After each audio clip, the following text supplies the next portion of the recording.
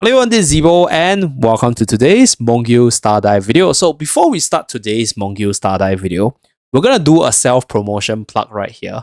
We just got accepted to the Mongil Star Dive creator program. I just realized that we got it. So this creator start date is a little bit inaccurate because I thought I would be accepted much later. So right here, you can actually support your favorite content creators, and when you actually do spend in the game itself, they'll be able to get a small commission from the game, right? So this is one way to support your favorite creator. So I'll be including my creator link in the description as well as a comment section down below. So feel free to support me by clicking onto the support button on this creator homepage right here. And with that, let us start today's video. We're gonna talk about Monsterling, the ultimate Monsterling guide, and break down everything you need to know about Monsterling so you're able to optimize your Monsterling builds for your various characters or even teams in general. So starting off, I think combining is an important part of the Monsterling. So if you take a look at my collection right here, most of the highest rarity collection I'm able to farm is in the 3-star category. So this leads me to believe that if you go by pure capturing, the higher star level for the monsters or even the boss monsters you can get is probably 3 stars, right? So this is where you have to go through combining to further the star level of the Monsterling.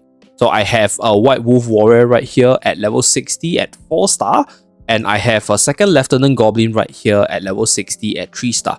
So you can see the stats different between the purple rarity one versus the blue rarity one. I also have a level 60 Cappy Mama right here. So this is the stat difference. So this is the boss monster, so I think the base stats is a little bit higher.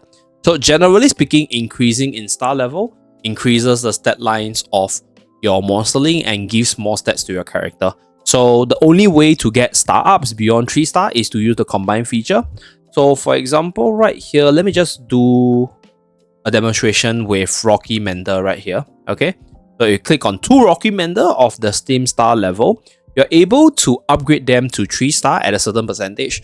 So based off my understanding so far, the star rates is slightly different, but this is one of the ways you can star up your units with the folders in general. So you put 2 units of the same star level together to possibly upgrade them to the next tier. So that's for the star upside.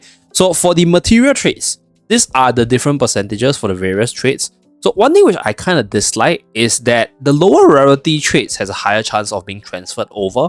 So typically when you combine 2 materials of the same traits, you'll get like one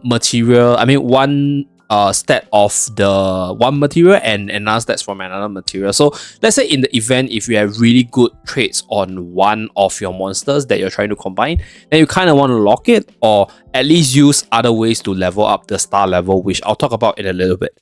So that's with regards to the traits of your Monsterling and also how to level the star level. Okay, so there's also a possibility for you to get new traits. So you can actually view all these rates over here under the rates tab whenever you're doing your combining. So if you have a lot of units that you want to combine all at once, then what you can do is go into filter. So we go into Rocky and confirm. You can even further filter the star level. So for this one, we'll do a full 1-star combination. So this is for those of you guys who have a lot of dupes of the Monsterling, and then you can just do it really quickly so that you get a multiple 2-star unit. So right here, you have to go to batch combine first before going to the tab. Okay, so let's click on this one. So right here, we're gonna select 1-star or lower, auto select. So we have all the 1-star selected and we can do the batch combine. And this will allow us to see how many 2 stars we can get. So you repeat this for all the 1 stars until you get everything to 2 star. Okay, so we're left with 1 star. So you need 2 copies to start up. Now we're gonna do a 2-star combination. Okay, just make sure everything is correct. And then let's combine. Okay, pretty nice stuff. Let's do it once more. Okay, so we are left with this 2. We're just gonna manually combine it. And then we're going to do a batch combination for all the 3 stars to show the unlock for the 4 stars. Okay, let's go. Okay, so right here we have 4 star. Let's try our luck once more. Okay, no more 4 stars. So this is how you start up your Monsterling in order to upgrade their stats when you level them up. So that's with regards to the combining side of things. Another thing about combining is the possibility to get your mutations. So one thing about Mutation is that there are some Mutation Monsterling with insanely good abilities. So I will not break down each and every mutation because I don't have all unlocked yet. So I might actually craft another video once I have the full collection for this one. So this is like the fun of the game, in a sense. You want to complete the collection, you want to combine whatever possible Monsterling combination and get everything unlocked right here. So we'll talk more about this once we get this unlocked. But generally, you can use combining to increase your collection through the mutation side of things, or use it to increase the star levels of some of the Monsterlings that you're using in order to get more stats. So that's with regards to the combining side. Okay, so the other thing I want to talk about before we move on to the next part is material traits. So when you combine two Monsterling together, you get these 4 different material traits.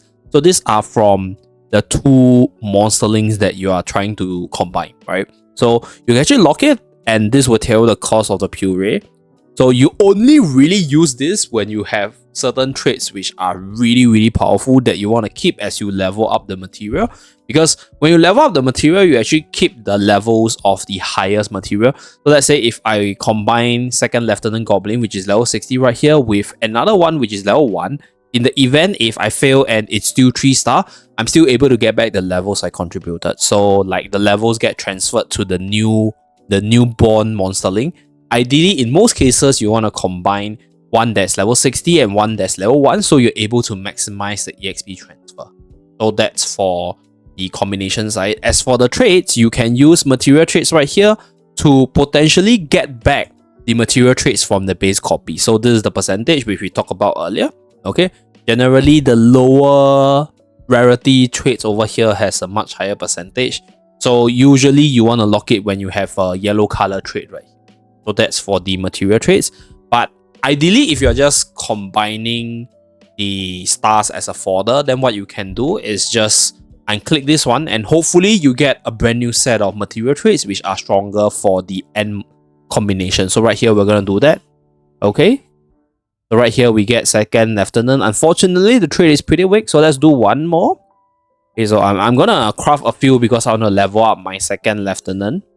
Okay, so this one is a little bit unfortunate. We didn't get a mutation, but we got a 3-star Goblin. So one more. Captain Goblin right here is done. Goblin Recruit together with Pirate Goblin. So do take note when you do your combinations, because there's a possibility that there are some Monsterlings which are highly similar and they might combine the wrong one. Okay, so right here we have this and then this 2nd Lieutenant. So let's do the combination. Hopefully we get a star up. Okay, nope. So there's a possibility that you can fail. So this is where like some RNG is involved in terms of the formation of the higher rarity one. So right here, let's do a level 60 plus level 1 combination. Personally, none of these traits are especially attractive. Like I'm mainly starring up to get more stats. So let's do this. Okay, you gotta unequip. Get a 4-star. Do you get a 4-star? Nope, unfortunately, we didn't get a 4-star here. Still stuck at 3-star. So that's generally everything you need to know for the combining side. Now, moving on to the next part. Let's say if you have a really insanely powerful Monsterling with really ideal traits. There's another way for you to star up the Monsterling to keep the traits without combining. And that is using this item over here, known as the Upgrade Stone. So you can upgrade the grey color 1-star monster to 2-star with the green upgrade stone right here. And then you can upgrade the green color 1 or the 2-star Monsterling to the blue color tier, which is 3-star with this one. And then to 4-star with this one. And last but not least, to 5-star with the gold upgrade stone. So the use of this upgrade stone basically keeps the traits of the monsters. So this is especially useful if you want to star up the Monsterling while having their traits intact. So that's for the upgrading from the upgrade stone as well as the combining side of things. So next, let's talk about the boss monsters. So after farming the boss monsters as well as the request board for the past few days, what I realized for the request board is so far you can't actually get dupes for some of the really high rarity monsters right here. So there was one day which I was able to get 2 copies for Ice Feast Dude. But after multiple refreshes, after I'm done with like Man War as well as Onse, I'm not able to get them. So I decided to stop refreshing because it costs way too much gold.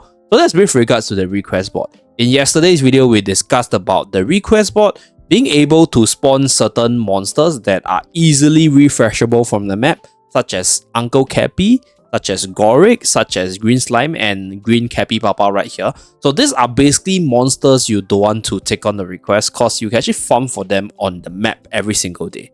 So what you want to do is go for monsters that actually doesn't appear. So far what I realized is all the purple color grade and above boss monsters, they do not appear naturally on the map. So you're able to get your Cappy Mama, you're able to get Ring Slime, able to get Uncle Cappy.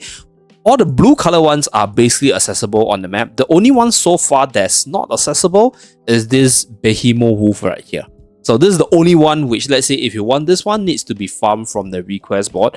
As for the other boss monsters, the purple color one as well as the yellow color ones, they are from other contents. So purple color one is from the request board and the yellow color one is from the conquest board. So these are the different ways to unlock multiple different Monsterling or link chains in general. So in the end game, you're probably going to farm conquest every single day and trying to get the best conquest link chains right here. So generically speaking, the late game will be all the yellow color conquest based Monsterling as far as I can see. As for the early game, what I can say is Cappy Mama, my usual favorite, together with our dear Goric right here, is insanely good because they are really powerful, easy to access. They are also a really good effect which is able to heal up your unit when you perform certain actions. So they are highly recommended for beginners. Other really good ones in my honest opinion, right, other than these two, would be ones which provide some sort of elemental debuff to suit the different elemental teams. So Frozen Gem by Ice Fist Dude right here is able to inflict ice damage as well as ice affliction. So very good stuff for our ice team. Personally, I'm going for Plains Minotaur right here for wind damage as well as the wind resist reduction. So similarly, there's actually the higher rarity wind debuffer in the form of Manwar right here. So Manwar is also really good. So this is from the request board. So I'm currently trying to farm for Manwar while hunting for Plains Minotaur as well. So these are the things that I'm looking out for from the request board for my own account. But you want to run through all these link chains to see if there are certain link chains which are very strong for your specific account. Right? If you're building a fire team, personally I think there's a fire boss over here. So Onse has the Flaming Fox Fur. Landing a fire attack deals fire damage as well as fire effect fire resistance reduction right here. So pretty good for a fire team. So there's a lot of different link chains right here. I'm just sharing the ones which I'm farming for myself as well as the ones which I think are generically good. So far from what I can see, I think the generically good ones typically has really good appearance condition. So that's one way to determine if it's good enough in terms of the versatility side. Another one would be how well it fits into the current team and your need. So I went for these two because they give heals, right? They're just really good and you don't have to run healers if you combine this together with all your dodging mechanics. So that's with regards to the link chains as well as everything you need to know for the request board side. Next, let's talk about farming. So how do you want to farm efficiently? Like what should you farm for and who can you farm for? So like I mentioned, generically there are certain bosses that spawns on the open world map. So these bosses are basically bosses that are in the lower rarity tier. So your Cappy Mama together with your Uncle Cappy, your Ring Slime. So the purple and above, they don't actually appear naturally. They appear in Conquest or in your Dimensional Rift and also in your request board. When you request for them, you're able to search for them.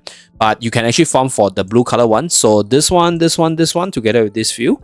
So they usually appear in all these open spaces. And if you do not know where they are, all you gotta do is click on the source and you'll be able to see where they are located. So this is the same for even the different purple color ones, such as for example, let's go into this one. Let's go into a higher rarity one like our dear Plains Minotaur right here, which is a purple Monsterling. So the source is in this delicate Plains entrance right here. So typically, if you go on a request board, he will appear in this spot. But right here, he does not spawn generically on this map. So that's with regards to who you can hunt for. And then in terms of the general Monsterling portion, the farming side, I personally think it's obviously the most ideal if you can run through all the maps and queue everything. Right, so that's what I did today just for the funsies. So you queue everything and then you can farm multiple dupes and then you can use them for the combinations of the different monsterlings to upgrade the star level so you get the strongest monsterling even for the common ones or the basic ones. But I think it's a little bit, I'll say, like time consuming and it might cause a burnout if you do it every single day. So another thing I would suggest is you want to look at the monsterling which you want to upgrade and then you go farm on their maps. And also farm the boss monsters along the way. So for example, let's say we talked about Cappy. So Cappy is a really easy to access and really easy to run through monsters. Like once you're at level 60, you just one hit everything. So you run through all the maps with Cappy and then you can call it a day for the Cappy farm. So you can look for all the maps that Cappy can be spawned as well as all the maps that Goblin can be spawned. And then you're able to farm for multiple copies and then use them for the star upgrade.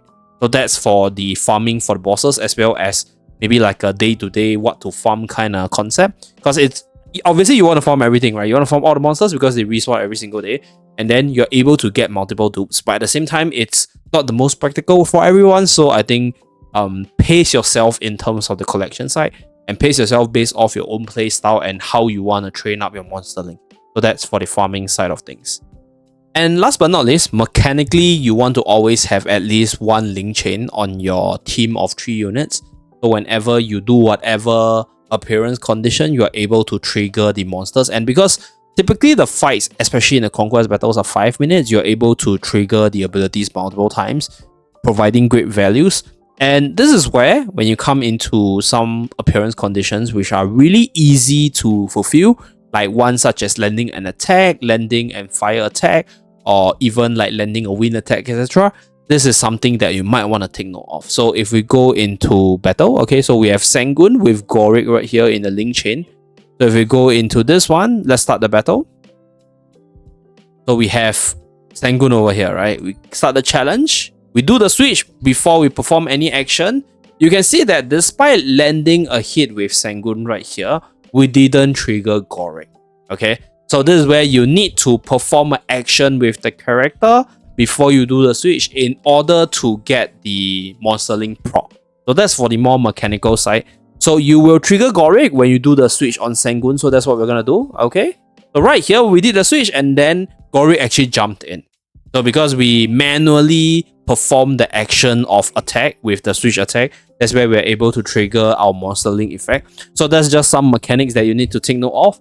So the Monsterling do not trigger naturally with certain switch effects. Okay, you need to perform the action and do the switch so that when the unit actually switches out, you will still trigger the ability. Okay, so that's pretty much it for today's Ultimate Monsterling Guide. Do remember to like and subscribe in order to see more. And in the event if I missed out any pointers, feel free to leave it in the comment section so that other players can see it. That's it for this video. I'll see you guys again in my next video. Bye guys!